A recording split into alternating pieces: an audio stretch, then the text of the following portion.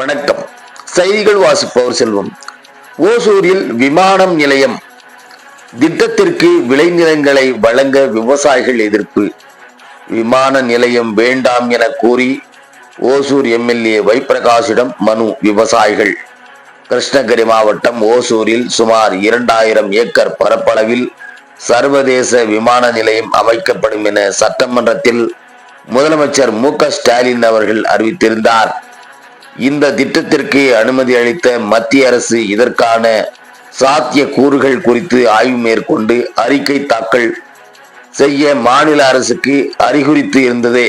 இந்த நிலையில் வேலகொண்டப்பள்ளி, கல்லுகொண்டப்பள்ளி, கோபனப்பள்ளி, முதுகானப்பள்ளி, வசப்புரம், மல்லூர் கிராமங்கள், தேன்கனிக்கோட்டை, மல்லூர் உள்ளிட்ட சுமார் 15க்கும் மேற்பட்ட கிராமங்களில் விமான நிலையம் அமைக்கும் திட்டத்திற்கு தற்பொழுது ஒரு தனியார் outsource survey agency Google earth வரைபடத்துடன் அடிப்படையில் நில அளவீடுகளை நடத்தி வரும் நிலையில் அப்பகுதி விவசாயிகள் அதிர்ச்சி அடைந்துள்ளனர்.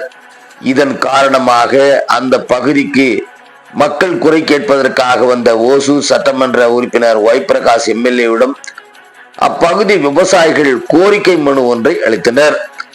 அந்த மனுவில் விவசாயிகளின் விளைநிலங்கள் கையகப்படுத்தப்படும் அபாயத்தில் உள்ளதால் இது விவசாயிகளுக்கு மிகுந்த வேதனையும் கவலையும் அளிக்கிறது. நிலம் வைத்திருக்கும் விவசாயிகளிடமோ அல்லது கிராம பஞ்சாயத்து அதிகாரிகளிடமோ ஒப்புதல் பெறாமல் ஆளில்லாத விமானம் மூலம் ஆய்வு நடத்தி வருகின்றனர். மாவட்ட நிர்வாகம் விளக்கம் அளிக்க வேண்டும் என விவசாயிகள் கோரிக்கை விடுத்துள்ள இந்த நிலையில் விவசாயிகளிடம் இருந்து கருத்து கேட்டு கூட்டம் நடத்தப்படும் வரை நடைபெற்று வரும் கணக்கெடுப்பை நிறுத்துவதற்கு அரசு உடனடியாக உத்தரவு பிறப்பிக்க வேண்டும் என வலியுறுத்துகிறோம். விவசாயிகளின் விளைநிலங்கள் எந்த ஒரு சூழ்நிலையிலும் சமரசம் செய்யக்கூடாது.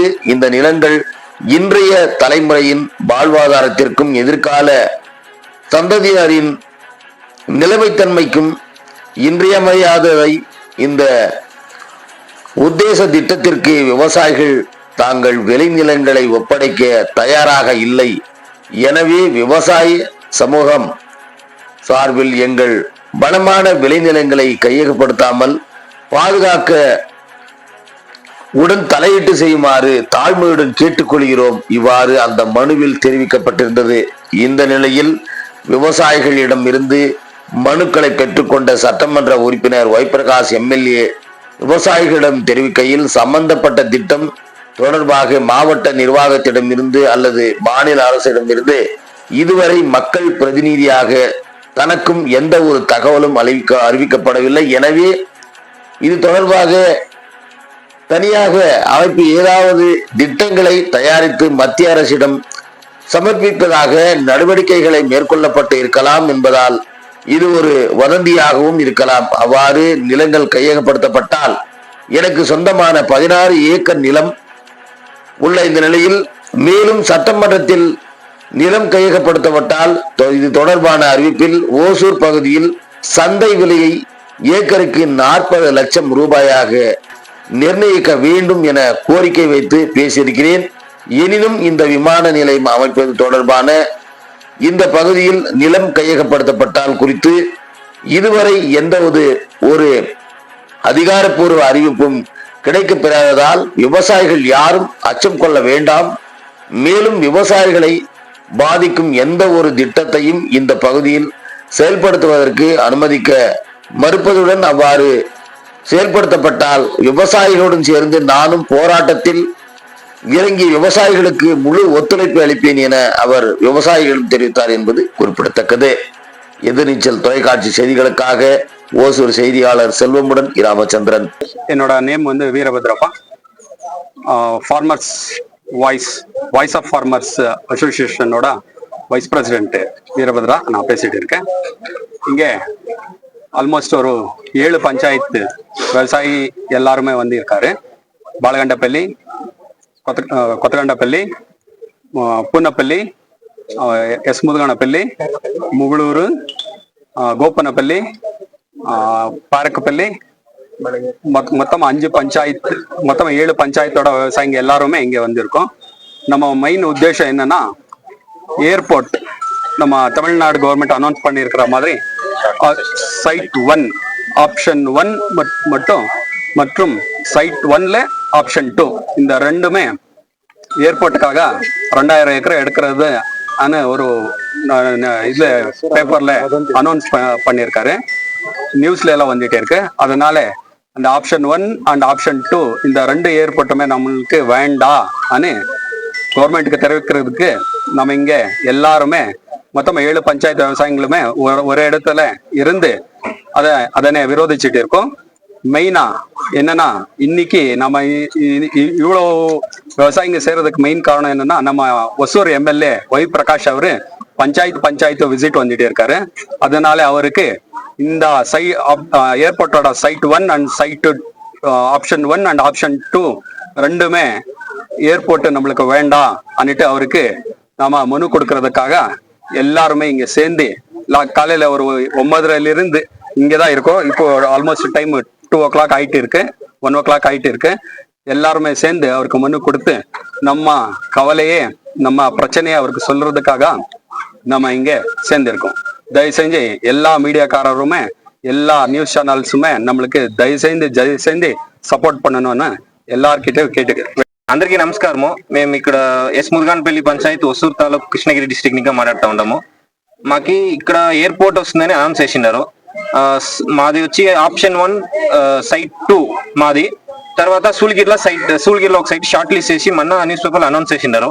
ఇక్కడ వచ్చి మేము 8 పంచాయతీలో జనాలు వచ్చి అందరూ చేరుకోండాము. ఏమిటి అంటే మాకు ఎయిర్పోర్ట్ వద్దు అని చెప్తా ఉన్నాము. ఇంకొకటి ఇప్పుడు వచ్చి వై ప్రకాష్ వాళ్ళు వచ్చి ఒక్కొక్క పంచాయతీకి వస్తా ఉన్నారు. వాళ్ళ ద్వారా మేము మను ఇచ్చి మేము ఇది ఎయిర్పోర్ట్ వద్దు అని కోరుకుంటా ఉన్నాము.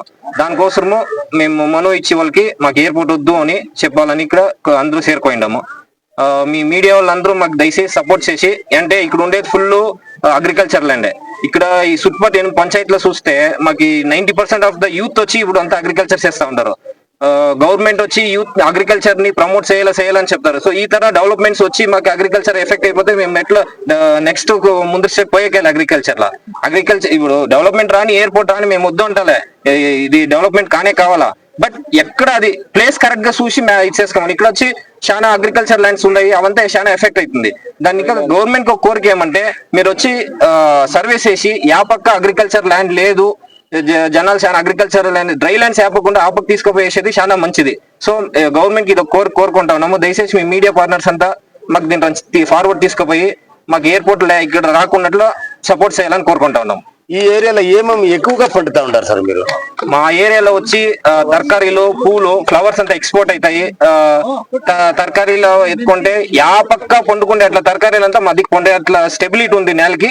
ఆ తరకారీలంతా పండుతా ఉంటారు. ఎన్ని ఏకర్లు వ్యవసాయం చేస్తా ఉంటారు? 7-8 వేల ఎకరాలు వ్యవసాయం చేస్తా ఉంటారు. ఈ చుట్టుపక్కల పంచాయతీలంతా ఒక 8 వేల ఎకరాల పంచాయతీ వ్యవసాయం నేల ఉంది. ఇంకొకటికి మేజర్ ఇంపార్టెంట్ ఇక్కడ వచ్చేసి, ఈ భూమిలో నువ్వు వచ్చేసి గవర్నమెంట్ వచ్చేసి SEZ ఫర్ ఫ్యాక్టరీస్ కి అన్నిటికి కావాలంటారు. SEZ ఫర్ ఫార్మింగ్ అని అనౌన్స్ చేయాలా. ఇది ఫుడ్ సెక్యూరిటీ యాక్ట్ లో చాలా ఇంపార్టెంట్.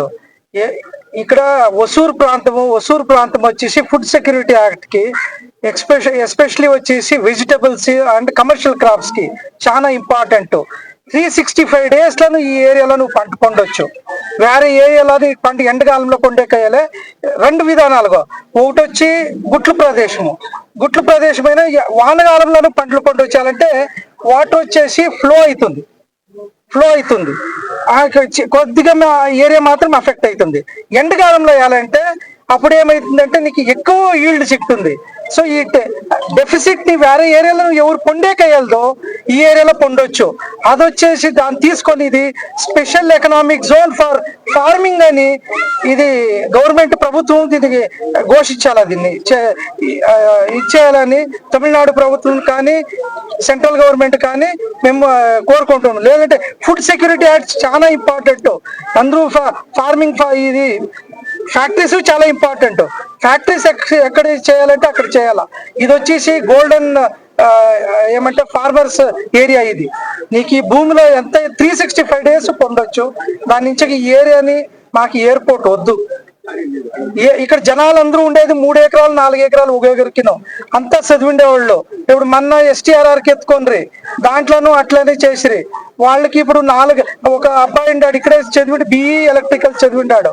ఆయన వచ్చేసి టెక్నిక్ గా ఇక్కడ ఉండే ఫార్మర్స్ ఎక్కడ ఉండారంటే ఏ టైంలో ఎక్కడ సప్లై చేయని తెలుసుకొని అక్కడ ఏది పొండేకేయాలో ఇక్కడ పొందుతారు. దాన్ని ఇంకా ఇక్కడ ప్రాఫిటబుల్ ఉంది. చదివినోడు ఎందుకు పనికి పోతా లేదంటే కారణమని దీంట్లో వ్యవసాయంలో ప్రాఫిటబుల్ ఉంది ఈ ఏరియాలో. అదిగా తెలుసుకోవాలి జనాలు. మాకు మీడియా వచ్చి చాలా సపోర్ట్ చేయాలా, దీన్ని అందరి దగ్గరికి తీసుకుపోవాలని కోరుకుంటున్నాం. మీ పేరు సార్? రవీంద్రనాథ్, ఇక్కడ అసోసియేషన్ ప్రెసిడెంట్.